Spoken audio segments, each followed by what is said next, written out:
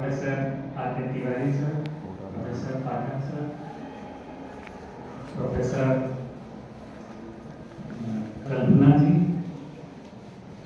Doctor Jitendra Arya, doctor Amulya Suman के, doctor रसराज Paul, media से जो हमारे सह आयोजक हैं अशोक कुमार जी और राजनीति विज्ञान विभाग के सभी छात्र और छात्राएं, आप सबों का इस सुबह हार्दिक अभिनंदन है। इस प्रोग्राम में हमने स्वर्गीय श्री विनोद बिहारी महतो जी को आज श्रद्धांजलि देने के लिए कार्यक्रम रखा है और इसका आग्रह प्रभात खबर के अशोक कुमार जी ने हमसे किया था और डीसी सर की ये इच्छा है कि ये शताब्दी वर्ष भी है श्री विनोद बाबू का, तो हम लोग इसको पूरे साल कई कार्यक्रमों के द्वारा मनाएंगे। लेकिन हमारे लिए गर्व की बात है कि राजनीति विज्ञान विभाग को शुरुआत करने का मौका मिला। तो आशा है कि आप सभी क्विज के लिए तैयार हैं और कुछ स्टूडेंट्स अपना भाषण भी रखेंगे, शॉर्ट स्पीच।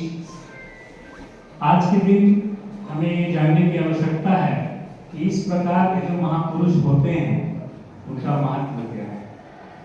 आज झारखंड जो अस्तित्व में जिस तरीके से आप देख रहे हैं झारखंड बना हुआ, ये इनका ही देन है। इनके साथ और भी कई लोग थे जो झारखंड मुक्ति मोर्चा को बनाने में अपना प्रयास किए थे और उसके बाद बिहार से अलग होकर हम लोग झारखंड बन पाए, क्योंकि कहीं ना कहीं ऐसा लग रहा था कि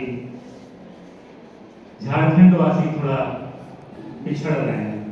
मुझे लगता है कि अशोक कुमार जी ने राजनीति विज्ञान विभाग को पहला कार्यक्रम के लिए चुना, मैं समझ सकता हूं, क्योंकि राजनीति पे बात तो होनी चाहिए और राजनीति का लोग जो अक्सर एक गलत तरीके से समझ लेते हैं, राजनीति को कूटनीति से मान लेते हैं कि कूटनीति है, षड्यंत्र को राजनीति मान लेते हैं। लेकिन प्लेटो ने शुरू से ही कहा है कि politics is whatever happens in the state is politics.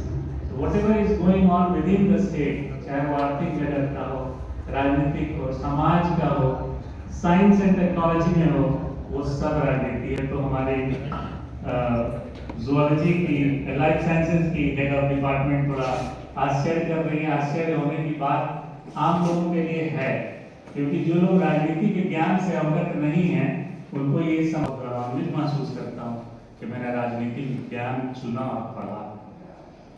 तो अब विनोद बिहारी बाबू के बारे में अगर हम जानना चाहें तो उनका जन्म हुआ था 23 सितंबर 1923, just imagine, before the independence of India.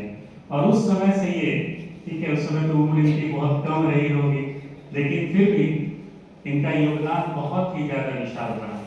और पढ़ो और लड़ो का जो नारा इन्होंने दिया कि बिना पढ़ाई के आप आगे बढ़ नहीं सकते। आप किससे लड़ने जा रहे हैं, किसको आप चुनौती दे रहे हैं? वो आपसे बहुत ज्यादा पढ़े लिखे होंगे तो आप आगे नहीं बढ़ सकते हैं। और आज का युग देखिए कौन सा युग है। आज का युग नॉलेज का युग, ज्ञान का युग है। जिसके पास नॉलेज नहीं है वो आगे नहीं बढ़ सकता। तो कितनी अच्छी बात इन्होंने उस समय कही। ये सिर्फ रिवॉल्यूशनरीज और उनके अनुसार ये भी कह सकते थे कि बस लड़ो और अपना हक छीन लो लोगों से, ऐसा उन्होंने नहीं कहा। पहले क्या कहा? पढ़ो, पहले ज्ञान अर्जित करो और लड़ने के योग्य बनो, काबिल बनो, तभी तो जाकर जब आप स्वतंत्र हो जाएंगे। जैसे झारखंड बनाने का एक सपना ही उनके लिए समझिए आजादी का मतलब था।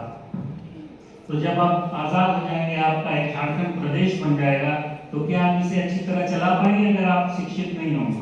इसलिए उन्होंने कई संस्थानों को जन्म दिया। प्रयास करना चाहिए ताकि हम लोग भी इस प्रकार के अच्छे उन्नति को पा सकें और विकसित हो सकें। तो झारखंड आज बहुत ही दुख के साथ मुझे कहना पड़ेगा, क्योंकि झारखंड सबसे पिछड़े प्रदेशों में है। तो क्या हम किसी स्थिति में रहेंगे? अगर हमें यहाँ से निकलना है तो हमें क्या क्या करना पड़ेगा?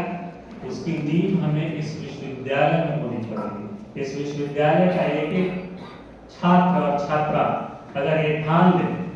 विश्वविद्यालय का मतलब है कि ये विश्वविद्यालय और जितने एफिलिएटेड कॉन्स्टिट्यूएंट कॉलेजेस इसके अंतर्गत आते हैं सभी मिलकर जो लाखों की संख्या में कम से कम 1.25 लाख या 1.5 लाख छात्र छात्राएं इस विश्वविद्यालय में पढ़ते हैं, तो एक बहुत बड़ी संख्या है। और हर छात्र और छात्रा अगर ये ठान ले कि मैं कम से कम 10 लोगों को शिक्षित करूंगा, वो डिग्री पाने की शिक्षा की बात मैं नहीं कर रहा हूँ, आप सब समझ रहे हैं।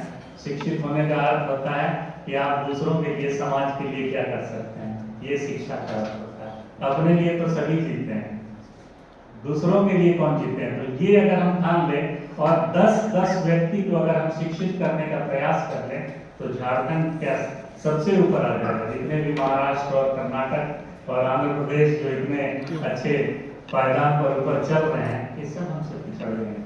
क्योंकि ये कहना, जो हम ये देखते हैं कि बिहार के लोग हर जगह हैं, तो बिहार के लोग कहने का मतलब नहीं है कि सिर्फ बिहार के लोग।